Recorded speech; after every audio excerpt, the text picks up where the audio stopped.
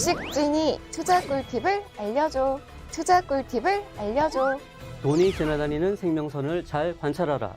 차트에 그려진 이동평균선하고 이를 이용한 매매법에 대해서 오늘은 알려드리도록 하겠습니다. 이동평균선이 중요한 이유는 기본적으로 증권사 HTS에 보면은 네. 그 이동평균선이 다 나와 있는데요. 대다수의 투자자들이 이것을 보고 매매를 많이 하기 때문입니다.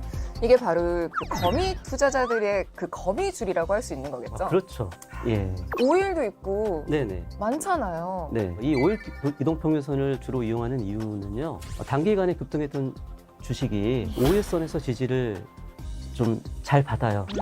그 말은 곧 이 5일선을 이용해서 매매를 했을 경우에 수익을 좀 내기가 쉽다라는 얘기가 되겠죠.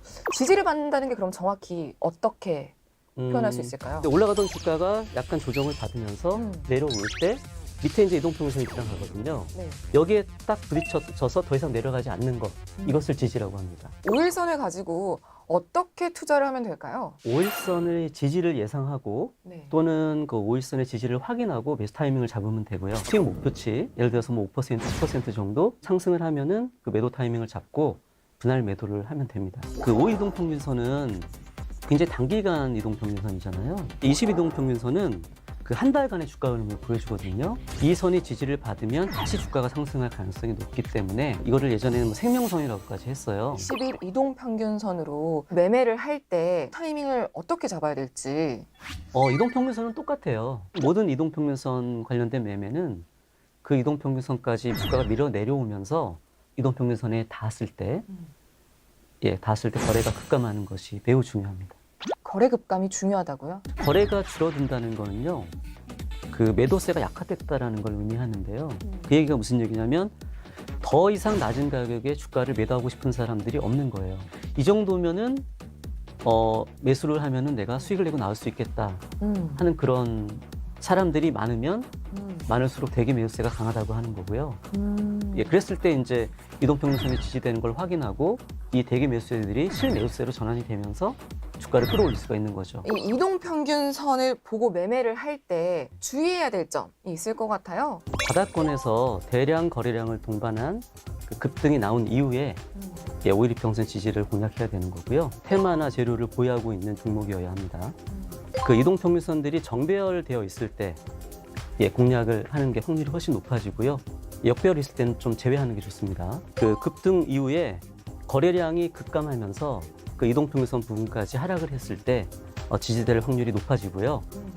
주가가 이미 또 너무 많이 오른 상태에서는 좀 위험한 매매가 될 수 있어요. 그렇기 때문에 바닥권에서 첫 번째 상승 파동 또는 그 두 번째 상승 파동까지만 매매하는 것을 추천드리고 싶습니다. 5일 평균선으로 수익을 보신 사례 공유 좀 해주세요. 진양폴리인데요. 이동평균선을 보시면 이 상한가를 만들고 며칠간 거래가 좀 줄어들면서 이때 보면 이동평균선 정배열을 만들어 놨어요.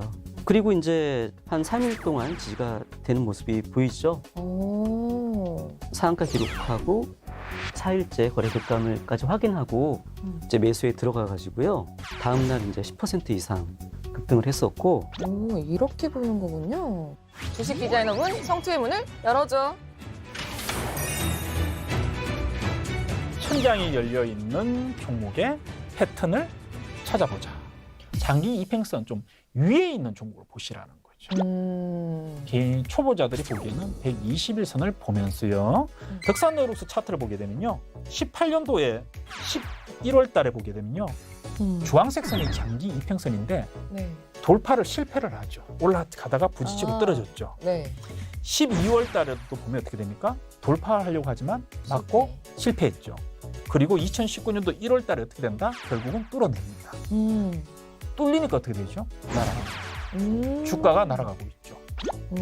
121선을 뚫기가 힘들지만 뚫은 이후에는 어떻게 됩니까? 주가는 계속 올라가는 거죠.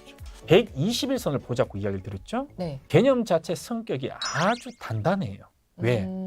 120일 동안의 주가의 합이잖아요. 그러다 보니까 각도도 완만하고 돌파하기가 쉽지가 않습니다. 그래서 장기 이평선 아래쪽에 있는 종목들이 위로 올라오기 위해서는 어떻게 해야 된다? 여러 번?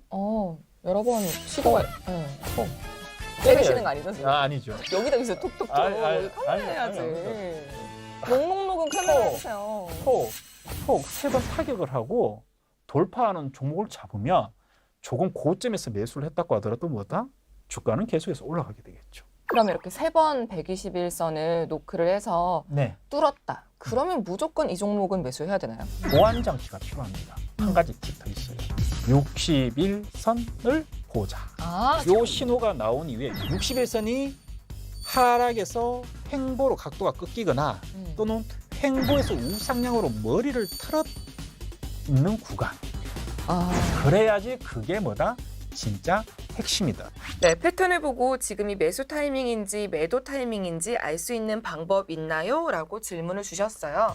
이게 좀 단점 중에 하나가 임의적으로 패턴을 분석하실 수 있다는 거예요. 차트에 의한 매매 방식은요, 기준을 명확하게 정리하셔야 돼요. 그래서 W 패턴으로 매매를 한다. 그러면 바로 직전 고점이 뚫렸을 때 매수한다. 그러면 들어간 다음에 언제 나올 것인가? W 모양이 만들어질 때 바닥에서 꼭지점까지의 높이, 그만큼 더 올라가면 목표 가격. 그렇게 잡기도 하고요. 아무리 못해도 직전 저점까지 내려가면 매도한다. 이러한 기준을 명확하게 세우셔야 됩니다. 그래서 패턴 분석하실 때 그것만 세우시면요, 생각보다 좀 안정적으로 투자하실 수도 있을 겁니다. 하락장에서 좀 주의해야 될 패턴은 뭐가 있을까요? 이 모든 패턴은요, 거꾸로 뒤집으면 반대 시그널이 돼요. 이러한 형태가 나오게 되면요, 네. 하락 전환 가능성이 높습니다. 그래서 이 쌍봉이 나올 때 직전의 저점, 그 선을 하향 이탈했을 때는 패턴 분석상 하락 추세로의 전환으로 해석할 필요가 있습니다. 그러면 이제 매도하고 나와야 되네요. 기술적으로 들어가신 분들은 꺾였을 때는 냉정하게 꺾고 나오셔야 됩니다.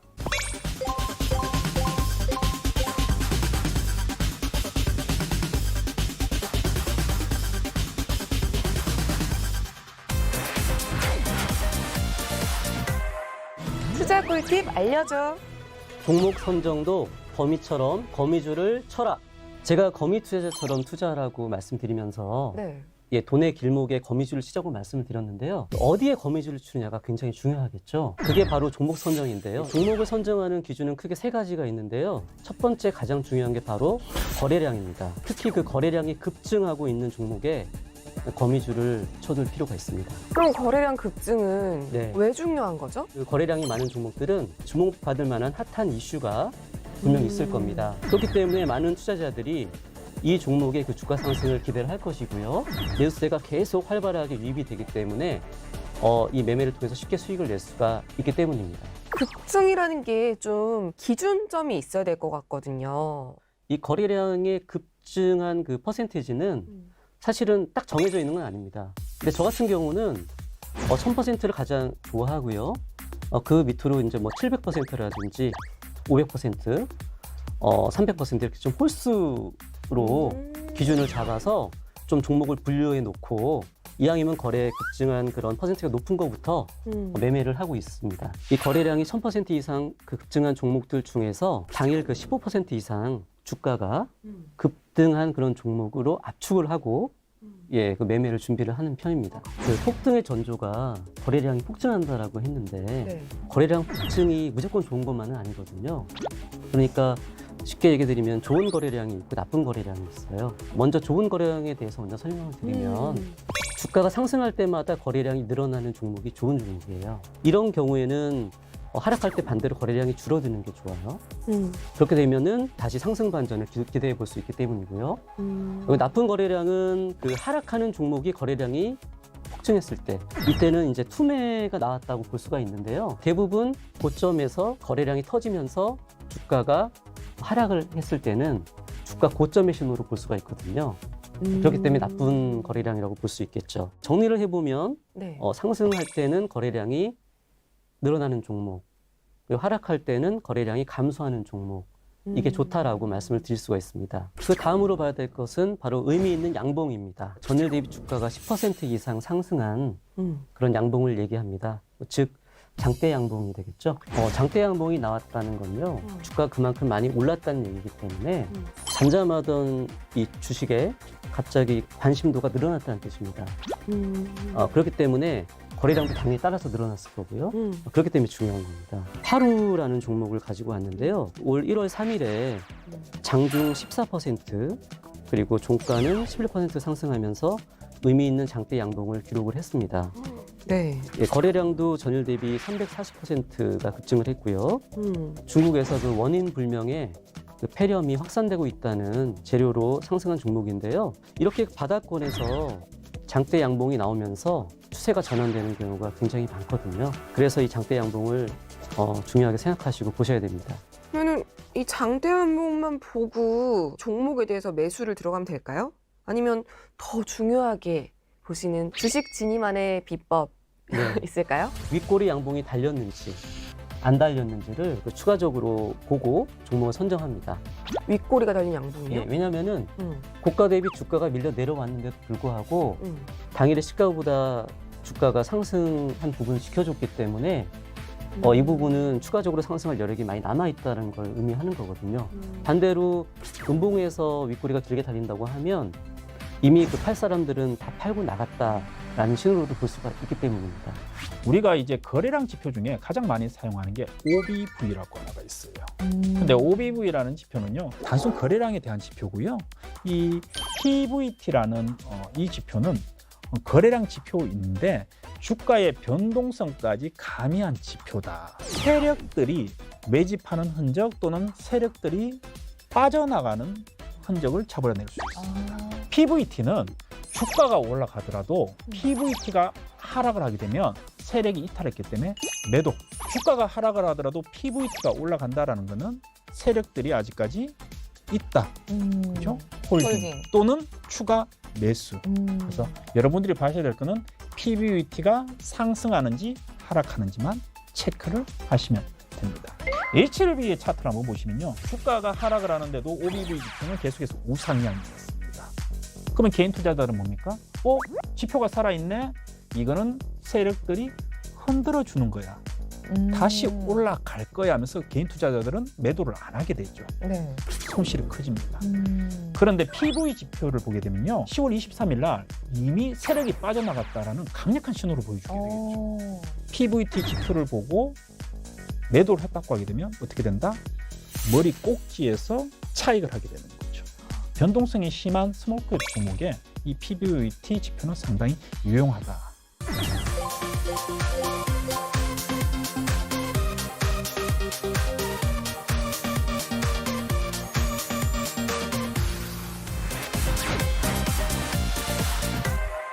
주식 디자이너 문, 성투의 문을 열어줘.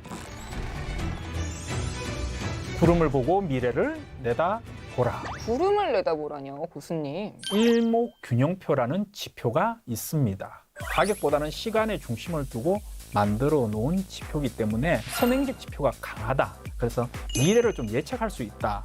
이렇게 보시면 될 것 같고요. 상승에 걸리는 시간, 그 다음에 하락에 걸리는 시간은 동일하다. 주가라는 거는 흘러가는 방향대로 따라 움직인다. 이런 좀 개념으로 보시면 될 것 같아요. 일목균형표 그 안에 여러 가지 내용들이 있습니다. 기준선, 전환선, 선행스팬, 후행스팬, 그 다음에 구름대. 구름대를 보고 우리가 향후의 주가가 좋을지 나쁠지 예측할 수 있다. 아, 차트의 구름을 말씀하시는 거죠? 그렇죠. 차트의 구름을 이야기하는 겁니다.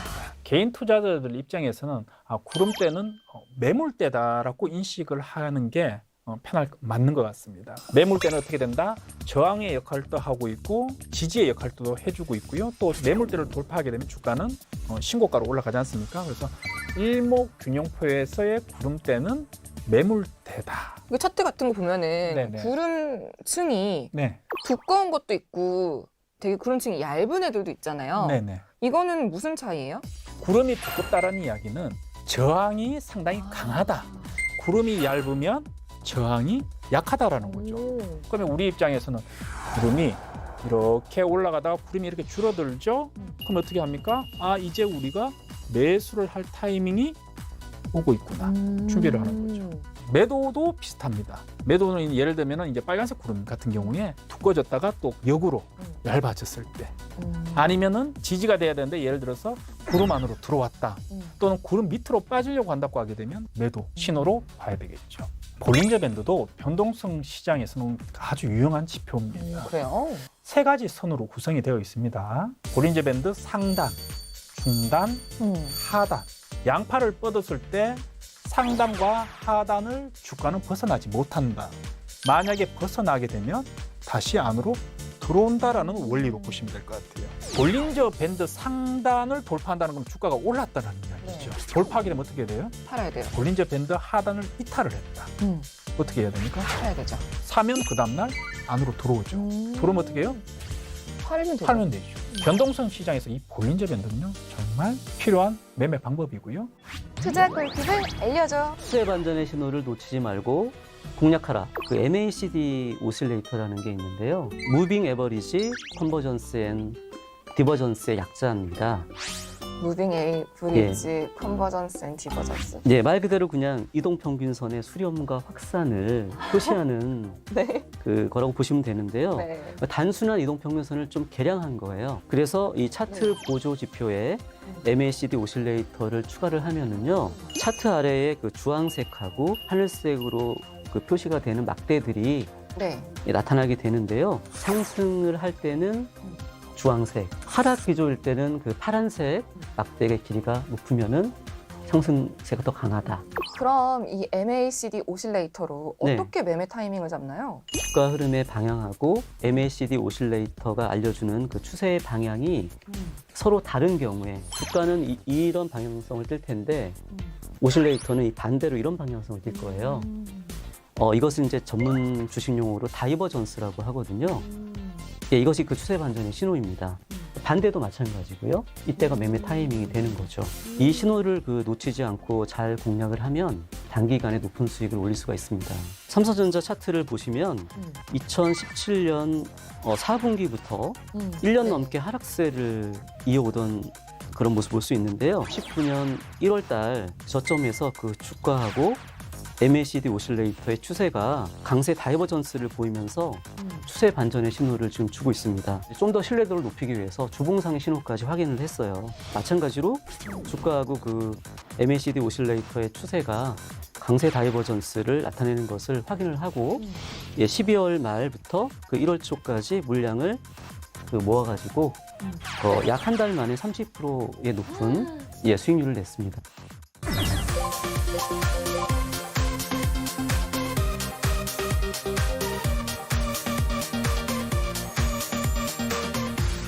상승장이 오나 하락장이 오나 수익을 낼 수 있는 기술에 대해 알아봤으니 이번에는 지금 당장 활용할 수 있는 황금 꿀팁에 대해서 알아봐야겠죠? 어떤 것들이 있었는지 함께 확인해 볼까요? 주식 덕후의 투자 공식. 주식 덕후의 투자 공식. 가치 스타일 코스피의 개 전략을 세워라.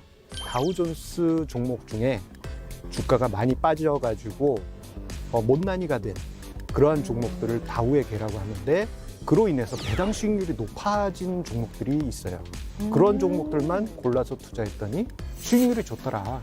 그게 바로 다우의 개입니다. 그 개념을 통해서 코스피 시장에서 많이 빠졌는데, 그로 인해서 배당 수익률이 높아진 종목을 우리가 코스피의 개라고 이야기를 할 수가 있죠. 그러니까 쉽게 얘기해서 저평가 가치주에 투자하면 된다는 건가요? 예, 맞습니다. 그럼 배당 수익률은 어떻게 볼 수 있나요? 한국거래소 사이트에서 그냥 배당 수익률로 검색을 하세요. 그러면 해당 페이지가 바로 눈앞에 보이실 겁니다. 배당 수익률이 높은 종목 순으로 쭉 뽑은 다음에 그 종목들을 가지고 포트폴리오를 꾸립니다. 종목 수가 많을수록 좋아요. 적어도 최소 10종목 훨씬 이상, 개인적으로는 50종목 내지 한 20종목 그 사이. 1년이 지나면 또 똑같은 작업을 해서 종목을 뽑아서 다시 포트폴리오를 꾸리고 이것을 반복을 하시는 거예요. 그럼 이게 바로 코스피의 개의 효과를 만드실 수가 있습니다. 이게 수익률이 어마어마합니다. 2000년 연말부터 해서 2019년까지의 수익률이 1864%. 1864%. 네? 예. 거기에 이제 배당 수익률은 또 제외. 피트런치의 투자법 중에 보게 되면요, 이런 이야기가 있습니다. 기관이 보유하고 있지 않다. 따르고 있는 애널리스트가 없다. 그 주식은 별로란 얘기 같은데? 아니죠. 거기에 힌트가 있습니다. 우리가 기관들이 매수하고 있는 종목, 외국인들이 일정 부분을 가지고 있는 종목들이 분명히 좋은 종목입니다만은 이미 뭐다? 평가가 끝난 종목이기 때문에 가끔은 기관들이 매수하지 않은 종목, 애널리스트들이 평가하지 않은 종목들 중에서 대박주들이 나오기도 합니다. 아, 이거 너무 위험한 거 아닌가요, 교수님? 너무 위험하죠. 너무 그래서 위험해 보이는데? 플러스 알파 하나 알려드리면 네. 회사가 좋아지면서 레포트가 처음 나온 회사들을 공략하죠. 아, 첫 레포트를 받은 회사. 그렇죠. 모든 종목들의 레포트가 나오는 건 아닙니다. 실제적으로 코스닥, 코스피 2,300개 중에 레포트 나오는 종목은 몇 개가 되지 않아요. PS텍이라는 종목을 2015년도 3월 달에 한번 매매를 한 적이 있습니다. 스몰캡 종목이고 시가총액이 작다 보니까 레포트가 나올 만한 회사가 아니었는데 레포트가 나왔어요. 60%의 주가가 급등을 하게 돼요. 우리가 추세 매매 외에 단기에 또 급등할 수 있는 종목들을 찾는 방법이다. 좀 팁을 드리도록 하겠습니다. 다운탑 방식으로 종목들을 고르는 방법을 제가 여러분들한테 좀 설명을 드리고 싶습니다. 다운탑 방식이 어떤 방식이죠? 시장이 좋든 나쁘든 신경 쓰지 말고 기업만 주목을 하는 거지. 좋은 기업만 찾자. 그러니까 한 종목을 찾아내는 방법을 우리가 다운탑 방식이라고 이야기하고요. 이 매매 방법이 좋은 이유는 한 종목을 딱 골라내는 거잖아요. 그렇죠. 그러니까 소액 투자자들한테 적당하고 또 단기적으로 또 수익도 좀 잘 날 수 있는. 최근에 우리나라 시장이 꼭지를 찍고 그게 몇 년도였죠? 2018년도. 바이오주들이 꼭지를 찍었죠. 2018년도, 2019년도 끝까지 주가가 떨어졌죠. 그리고 지금 어떻게 됐습니까? 올해 들어서 좀 올라가고 있었어요. 시장은 지금 이렇게 오르고 있는 중이죠. 지금 우리나라 시장은요, 이제 바닥을 찍고요, 다시 머리를 드는 시장이에요. 시장이 좋아지네. 이제 우리도 미리 힘을 좀 모으자. 너희 우리 힘 합쳐서 기업을 한번 키워보자. 합병. 오, 맞췄어요? 네, 합병. 네, 그렇죠. 합병. 자, 2014년 5월 달에 카카오와 다음이라는 중견 기업들이 합병을 진행을 하게 됩니다. 둘 다 어느 정도 위치를 보유하고 있던 회사들이 합병을 하게 되니까 어떻게 되겠습니까? 시너지 효과가 커지죠. 커지죠. 그 당시에 5월 달에 7만 원이던 주가가 3개월 만에 18만 원까지 주가가 올라갑니다. 거의 뭐 3배. 그렇죠. 항상 좋은 결과가 있었던 부분들은 아니에요. 우리가 좀 조심해야 될 부분은 합병에 관련된 이슈가 나오는 건 무조건 챙겨봐야 되지만 어떤 회사들이 어떤 내용으로 합병을 하는지까지는 체크는 할 필요가 있다.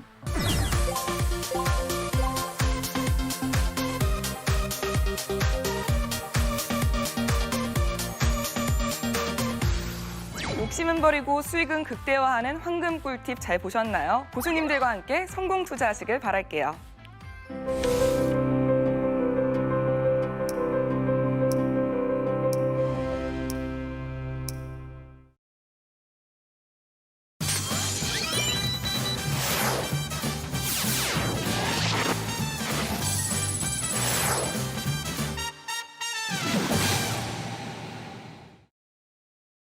발빠른 투자 정보, 손쉬운 주식 투자 5스타 특방 오늘도 활짝